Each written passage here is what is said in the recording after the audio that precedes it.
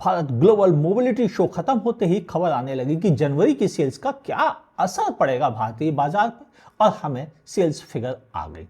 इनसे कुछ चीजें कंफर्म हुई कि कार एक्सपर्ट्स का जो मानना था वो तो सही साबित हुआ, लेकिन जो कार इंथुजियास्ट या आम व्यूअर्स की सोच थी उसमें ऊपर नीचे हुआ है। लेकिन वो क्या हुआ है, यही समझते हैं इस वीडियो के साथ।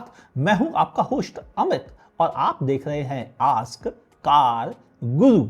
पहले बात करते हैं टॉप 15 कार कंपनीज कौन सी थी, और फिर उसके बाद बात करते हैं क्या रहा भारतीय बाजार में इस समय।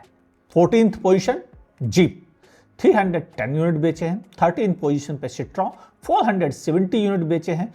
12th पोजीशन पे है निसान, 2404 यूनिट बेचे हैं। और 11th पोजीशन पे है रेनो, जिन्होंने 2780 यूनिट बेचे हैं।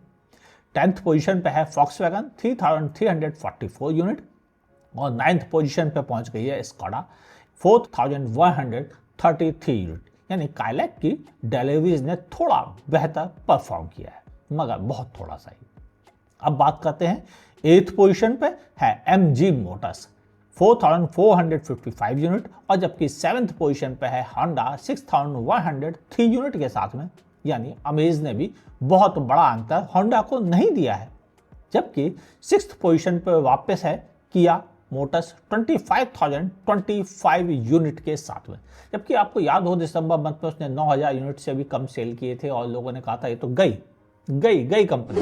मैंने कहा था नहीं, ये डिलीवरीज की रिपोर्ट्स हैं और इसीलिए अगले महीने बैक करेगी, और बैक किया। 25,000 यूनिट इस बात के सबूत है। अब बात करते हैं 5th पोजीशन पे है टोयोटा, 26,178 यूनिट बेचे हैं इन्होंने, और गुड जॉब। 4th पोजीशन पे है टाटा मोटर्स, 48,075 यूनिट, और इनकी सेल 10% गिर गई है।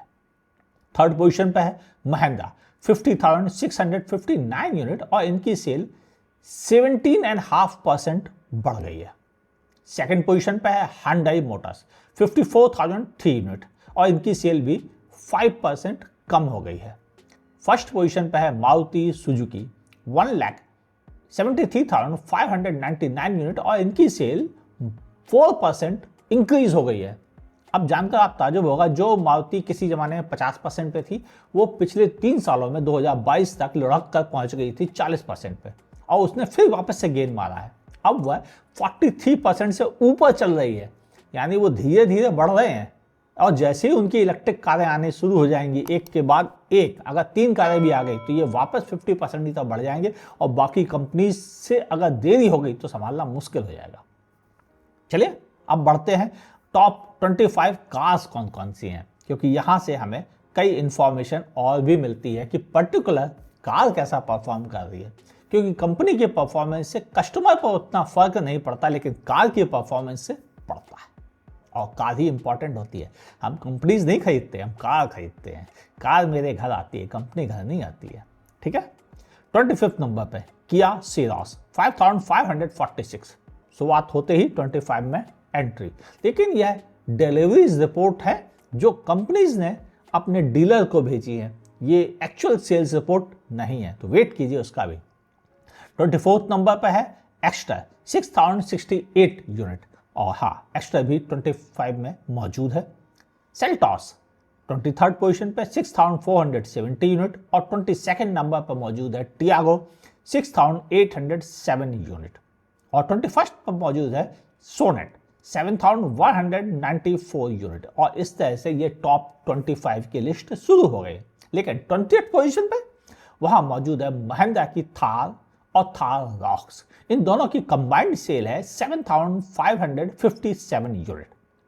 19th पोजीशन पे फिर Mahindra XUV 700, 8,399 unit. Good job, 17% sale grow हुई है। 18th पोजीशन पे है महिंद्रा 3XO, 8,454 यूनिट, और इसकी सेल भी इंक्रीज हो रही है बाय द वे।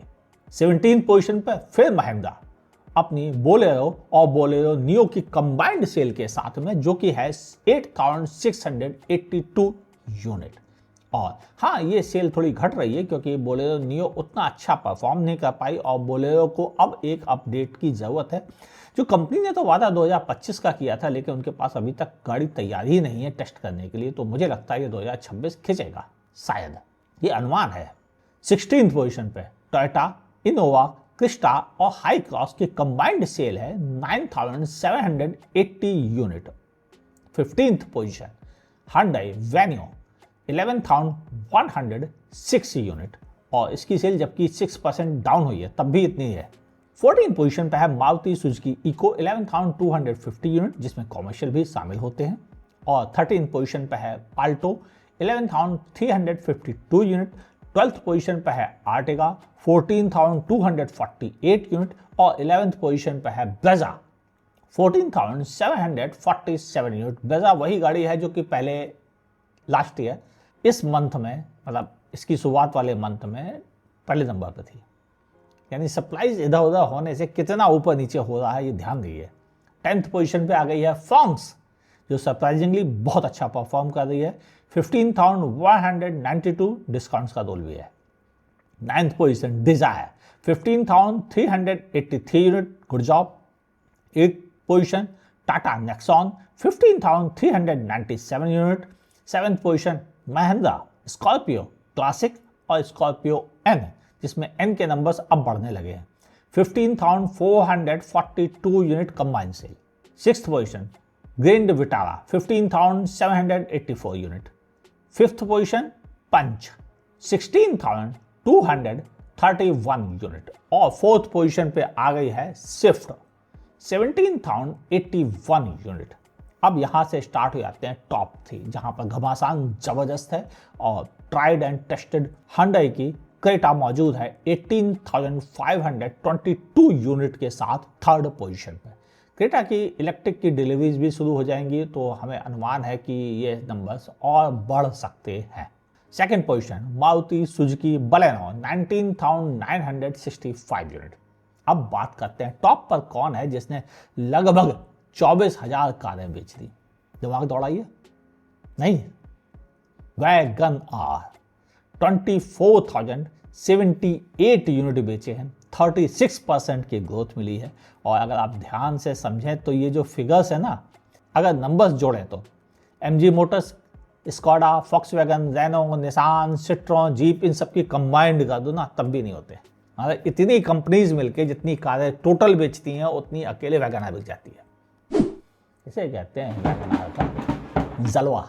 हाँ, आजकल लोग सीरोस को भी वैगन आर कह रहे हैं, कोई डिफेंडर कह रहा है, तो वो भी एक मज़ेदार गेम चल रहा है। अभी ये फिगर्स कंपनीज की सप्लाईज फिगर है और अगले महीने भी कंपनी सप्लाईज फिगर आएंगी। उससे हमें ये अनुमान लगेगा कि नए साल का क्या रोल आएगा। तो अगले महीने आने वाली सेल्स फिगर जो कि फरवरी की होंगी वो ज़्यादा इंपॉर्टेंट होंगी। आपको क्या लगता है लिखिएगा नीचे कमेंट सेक्शन में। वीडियो पसंद आया हो तो लाइक करने में संकोच मत कीजिएगा और नहीं पसंद आए तो डिसलाइक करने में भी कोई संकोच मत कीजिएगा। यूट्यूब पे देखा तो मेरे चैनल को सब्सक्राइब कीजिए, बगल में दी हुई नोटिफिकेशन ऑन कीजिए। फेसबुक पे लाइक और फॉलो कर दीजिए, इतना ही काफ़ी है। दोस्तों के साथ शेयर कीजिए जिनको अभी भी अनुमान है या गुमान है कि ये वाली गाड़ी टॉप पे जाती है जबकि वो नहीं जाती, या जिनको गलतफहमी है कि ये वाली गाड़ी फ्लॉप हो चुकी जबकि उसके नंबर्स बहुत अच्छे आते हैं। बताइएगा उनको, तभी तो उनको भी सही पता चलेगा हो क्या रहा है, क्योंकि डेटा झूठ नहीं बोलते। देखते रहिएगा।